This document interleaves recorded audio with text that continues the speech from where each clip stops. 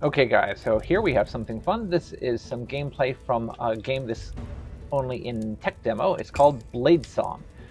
So I've been following these guys mostly on Reddit. They've been very engaging with the community, really easy to get along with, and have some dialogue with, have feedback on the game. The game is centered around you being a blacksmith, and you get orders to build specific types of sword that are either of a certain cost or a certain type of specifications, and then you have to go and craft it yourself. So the primary game mode is centered around this very kind of extensive blade creation system. Not sure exactly what the rest of the game storyline is going to be. They've been kind of secretive about that. So you're not going to then take this sword and put it into combat or anything like that, I don't think.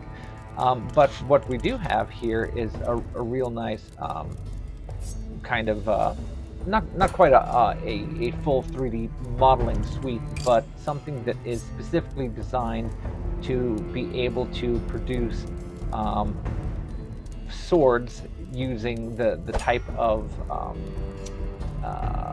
dimensions, the type of metrics that you'd expect to find on swords, and they do it in a similar format and using vocabulary that you'd find at a smithy. So you see that you start off with a billet, you're expected to pull it longer, and so that's called drawing it out. Then you're expected to make it thinner, so that's called flattening it out.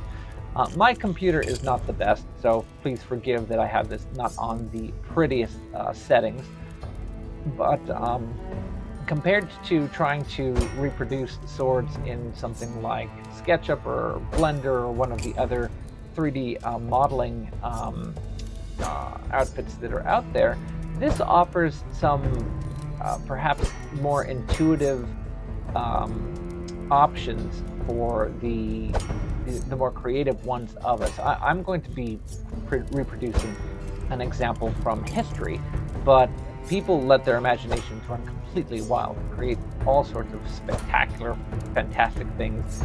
In many cases, things that are completely unrelated to swords.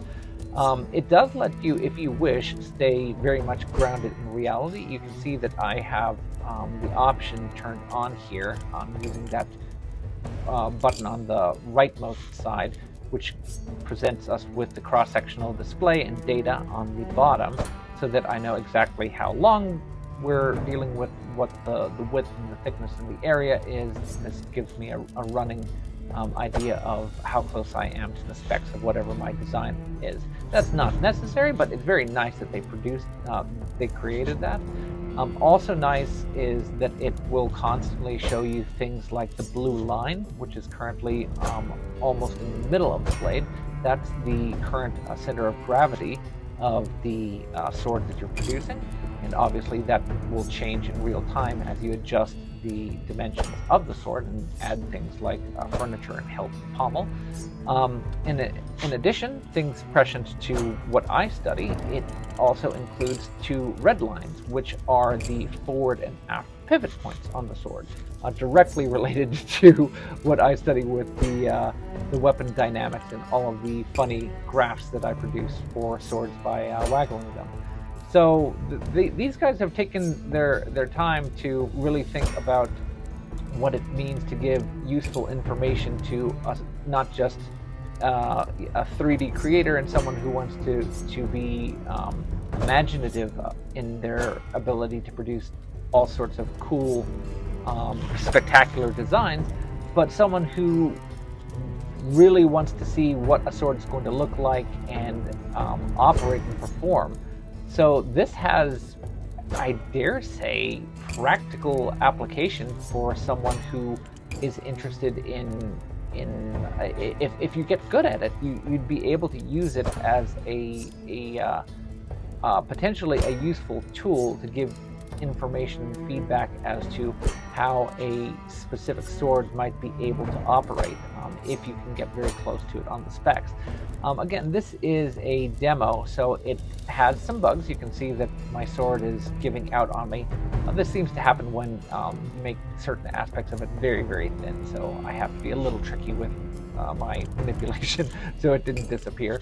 They're working through it. They're very good about listening to the player-based feedback, and again, we're intentionally trying to stress the game right now and give it a once-over for it.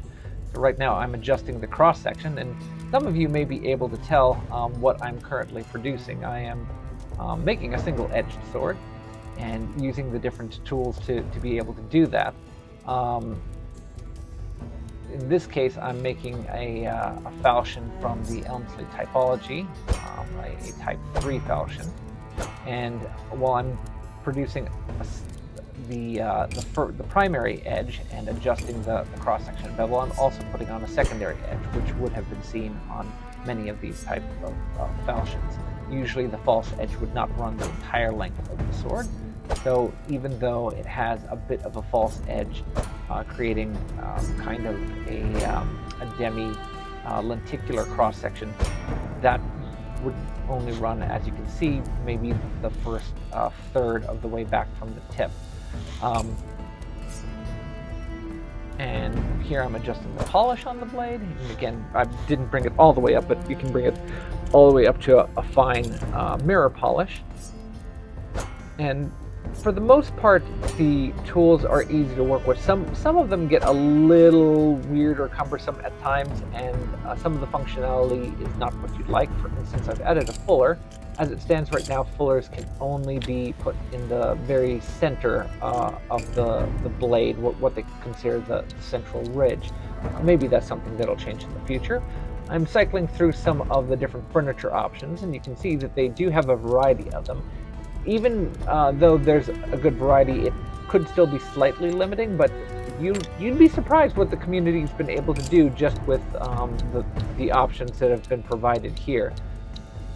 They have risers and all sorts of different types of pommel from different ages, even a horse head pommel if you're of that persuasion. In this case, I will eventually select a nice wheel pommel for my falchion. You can see that this is going to be based primarily off of the Thorpe falchion, a very classic English find. You have the ability to change all manner of color for any of your materials. So if you want to make it glow like a lightsaber, you can do that. If you want to have it made out of wood or leather or a different material like brass, in this case I'll have a nice brassy colored pommel, as was not uncommon at the time. And we have a couple of different backdrop options. So if you want a nice atmospheric anvil that will break my rendering ability of my computer,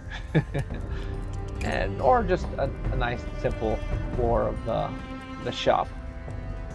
And that looks pretty good, I'd say. So this is, again, still just in the early stages. I don't believe that they're due out for basically another year as of the time of this recording. So this is recorded in mid 2023, and they're projecting maybe it'll be released in 2024. As of right now, it's a lot of fun.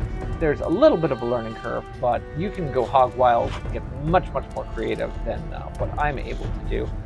I, of course, am thinking of it in terms of what historical swords can be produced, but if you want to think outside of the bounds of history, there is almost no limit as to what the game can do. I would definitely check it out and continue to follow what the producers are making. If you have any interest in swords, I'm certainly going to be following it. Anyway, just a short one for today. Hope you enjoy, guys, and we'll look forward to see how Bladesong develops. Take care.